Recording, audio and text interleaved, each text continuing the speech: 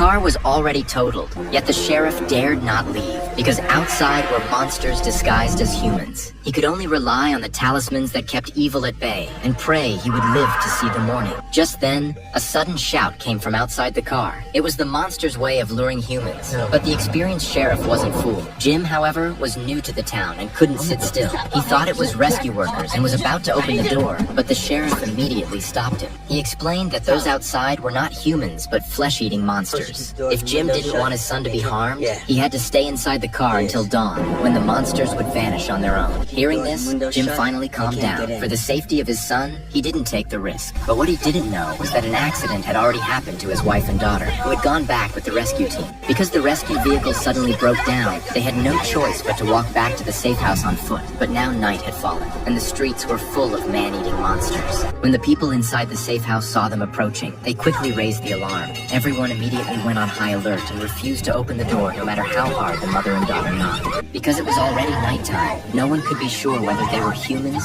or monsters. What they didn't realize was that the real monsters had already arrived. The boy suddenly greeted Julie, calling out her name over and over. Julie's eyes went blank at once. She had clearly fallen under the monster's spell. Fortunately, the deputy sheriff acted quickly and shot the boy on the spot, but the bullet had no effect on him at all. Seeing the danger escalate, the female leader urgently ordered the bald man to open the door, and only then were the mother and daughter saved. But as soon as they entered, they were tied up, something every newcomer had to go through to prevent monsters from sneaking in. The mother and daughter were soon separated. The leader reassured the woman not to be afraid, explaining that everyone here had arrived in town by accident, and they were actually lucky, because some people showed up in the middle of the night without time to understand anything, and they were immediately torn apart by the monsters outside. But the woman wasn't worried about herself. Her concern was for her husband and son still trapped in the RV.